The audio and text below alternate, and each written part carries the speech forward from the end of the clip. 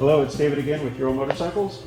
This week I thought we'd take a little break from the motorcycle how-tos and technical information, and I'm going to give you a little tutorial on part numbers and their explanation, and also on how to order, considering the current situation that everybody is finding themselves in. I'm actually here today with Nik Hays, co-worker, and how long have you been with the company? Just over 8 years. Over 8 years. So Nik has progressed from shipping, picking, packing, and shipping in the parts department, all the way up to heading up R&D projects. He's the one responsible for the GPR exhaust, if you're familiar with that. But now Nik finds himself in the parts department once again.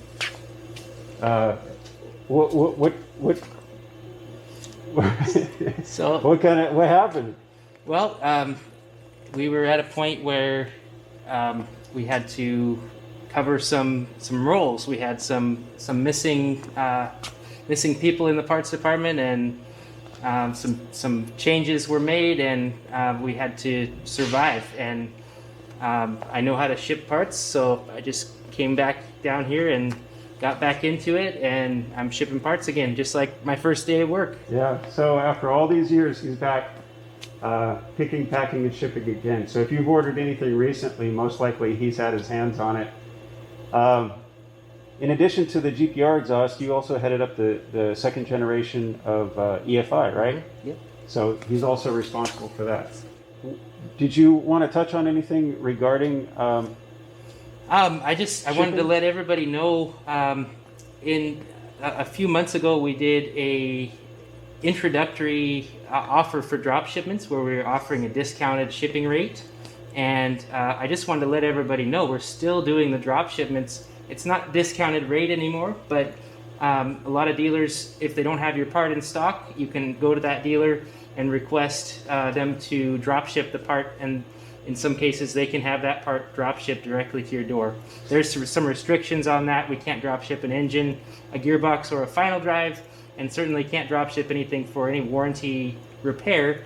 But any sale that's eligible for drop shipments, many dealers are helping customers get parts that way. So just wanted to let everybody know that's available.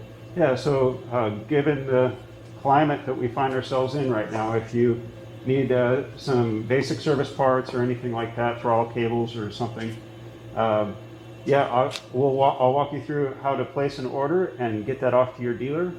And just know that that's an option if you can't get to your dealership right now, or they have limited hours or limited staffing. And I want to thank you, Nik. I appreciate your time, and I'll take you upstairs and I'll show you how to do that. Okay, so welcome to my little corner office. You might recognize the backdrop from some of our product spotlight videos that we did early on. Very poor quality, but we worked with what we had. That was because I shook hands with Nik. Safety first. So I'm going to quickly go over the Ural part numbers. Anybody familiar with Ural knows that our part numbers are rather long, so I want to tell you what each section means, and then we'll go on to how to place an order and save it or print it or email it to yourself or a dealer. Okay, what's behind a Ural part number? Well, most of our part numbers, as I mentioned earlier, are pretty long, but there is a reason for that. They're all going to start with an IMZ. Now, that stands for Irbit Motorcycle Factory, but in Russia, Z is Zavod, or plant, Irbit Motorcycle Plant, but the direct translation into the United States is Irbit Motorcycle Factory. So IMZ, Irbit Motorcycle Factory. That's going to be followed by a dash, and then an 8. Now the 8 designates the cc's of the motorcycle. 8 actually stands for 500 cc's and above, where say 7 would be like 350 to 500, 6 would be like 250 to 350. But for Ural, it's always going to be designated with a number 8, 500 cc's and above. Then you're going to find a dot or a period, and then you're going to find a 1. The 1 actually indicates the type of motorcycle. So in this case, 1 stands for street motorcycle. There's all the other designations, 2, 3, 4, 5, etc., that stand for, I don't know all of them, but utility motorcycle or off-road motorcycle or police motorcycle. There's different categories for each type, but with Ural, it's always going to be IMZ-8.1 and then something. The next in the series of numbers behind the 1 is, for the purposes of the demonstration number I'm going to use, is 0, 3, 7. So this indicates 750 cc sidecar. But other part numbers you may come across in the parts ordering system could be like 103, 107. They don't always have to be 4 numbers. They could be 3 numbers. So 103 is early 650 cc sidecar motorcycle. 107 would indicate two-wheel drive or two-wheel drive components or sub-assemblies. And there's a whole bunch of other ones too that I won't go into here. You'll see them in the catalog. The next set of numbers is typically 5 numbers, and that is going to start with a group number. So in this case, for the example part number I'm using, it's a 05. This part number is the rubber conical boot or protective cap that goes over the splined part of the final drive shaft. So the final drive group is 5. Other group examples would be like 01 would be engine. Let's see what else we got here. 04 gearbox. 05 final drive. The next for this particular part number is 302. So this is a part assembly number, and I must admit I don't quite follow this exactly, because if you look in an expanded view on the parts catalog, you'll have all these parts that are in the same group, 05 final drive, but they may not be sequential. So I'm not exactly sure, but the definition of this number is supposed to indicate the part assembly number. Now, the last part is going to, if there is one, on some of our newer numbers, you're going to find another dash, and then you'll have like an 01. So the 01 would be like an amended version of the original 103, 05, 302 number. If there was an 01, it could be a new supplier, it could be a new manufacturing process, whatever. If it's an 01, that actually indicates that the 01 part is a direct interchange with the original part. Now, it could also have a 10, it could have an 11, and so on. So what that means is, if it was a 05302-10, that means it's a new part, maybe for a newer model, that does not interchange with the old part. For some reason, if it gets amended again to a -11, that means that these two will interchange. But say it gets changed to a 20, that means these will no longer interchange. So now you got all these unique numbers. So to sum up this whole amended explanation, basically, if you have an 01, it interchanges with the old. If you have an amended number that is a 10, it's not interchangeable. If it does interchange, if the new 10 number interchanges, but it gets amended for manufacturing or supplier, it goes to an 11. If it doesn't interchange, it goes to a 20, and so on. This one, if it interchanged, or I'm sorry, that should be 20. The next one, if it interchanges, it goes to a 21. If it doesn't interchange, it goes to a 30, and so on and so forth. So now I'll show you on the computer how to build an order that you can email to yourself or print and take to a dealership or send to your dealer. Let's go to Ural.com. So imzural.com.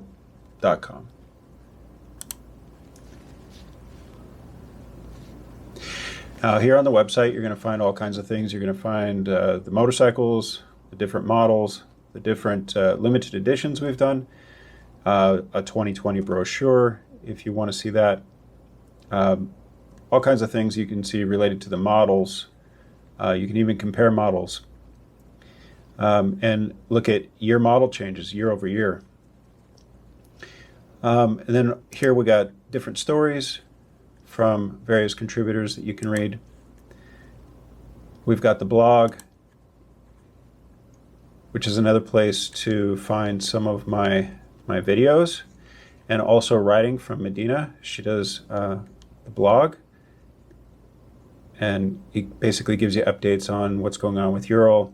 And if you're not signed up for the blog, you can actually subscribe to the blog here. Just put in your email address, what you'd like to see, and then subscribe. Go back to Ural Motorcycles. Then under shop, this is our regular shop. So here you're going to find featured products. There's our handlebar clamp, hoodies, knit beanies, things like that. And then you've got accessories. Here's a selection of things that we can sell directly to you. You can place order online, and it will be filled by the parts department and shipped to you directly. So you'll see windscreens and seats and things of that nature. Oil. We obviously put Motul in the motorcycles from the factory now, and we do stock Motul. And then the spray and wash cleaner. I actually use this on all my bikes, even my Harley. I love that stuff. You have a dealer locator, and if you go into here,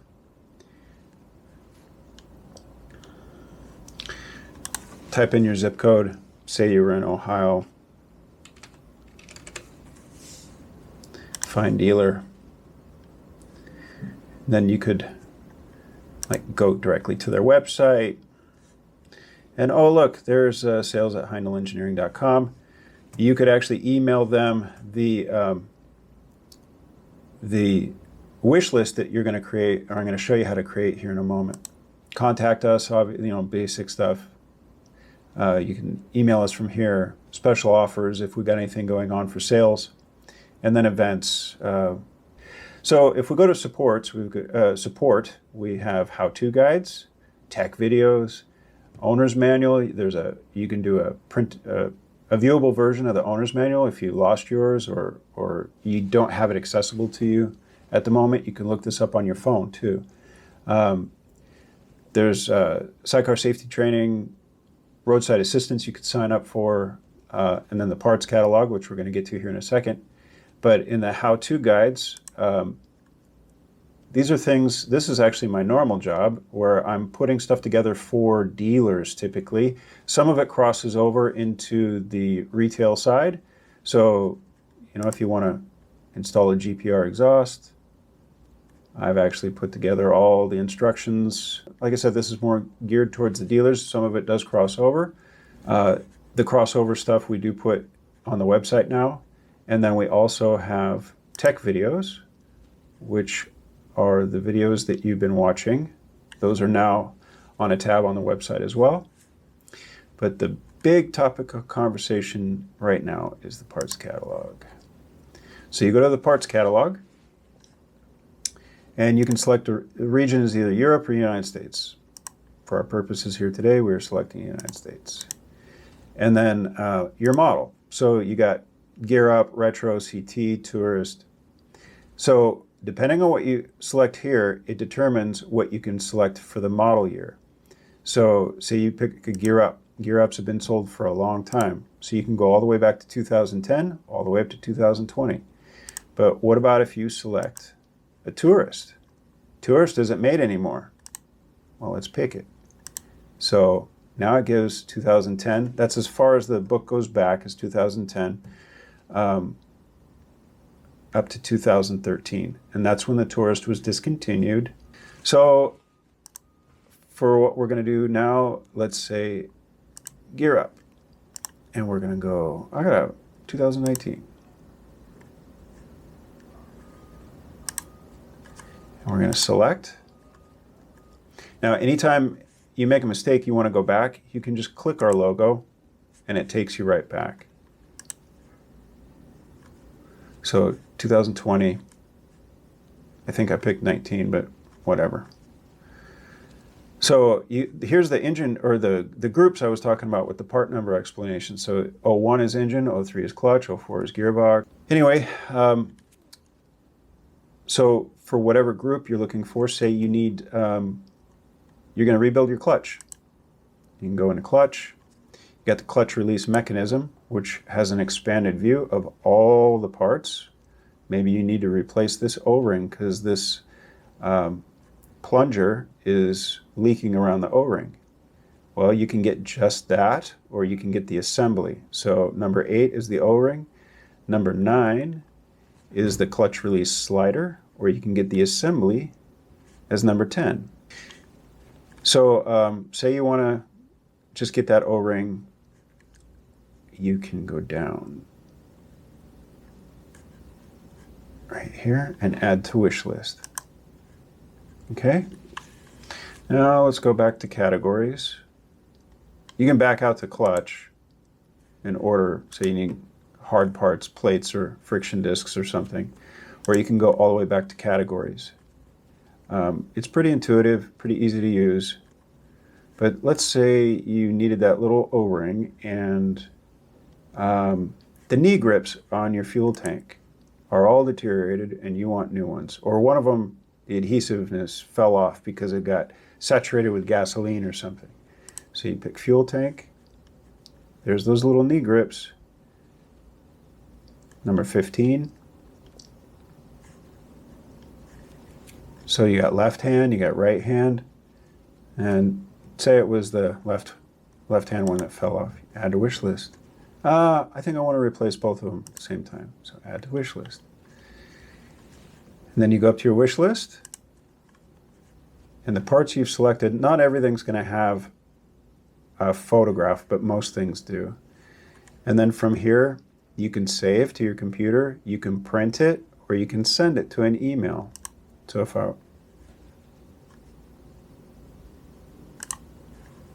oops, I forgot to fill in the email.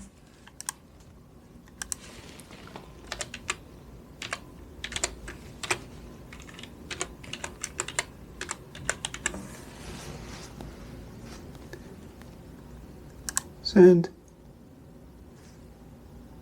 So I just emailed this to myself. Now if you want to go back home, it takes you to the title page, or you could have clicked the icon here.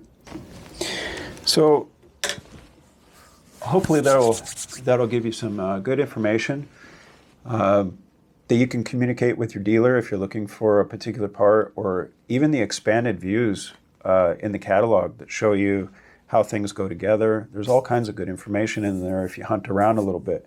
I hope this was informative for most of you. I know it was for one particular gentleman. And we will get back to the technical and bike videos as time goes on. But I really appreciate you guys watching. If you're watching on YouTube, give me a thumbs up and please subscribe.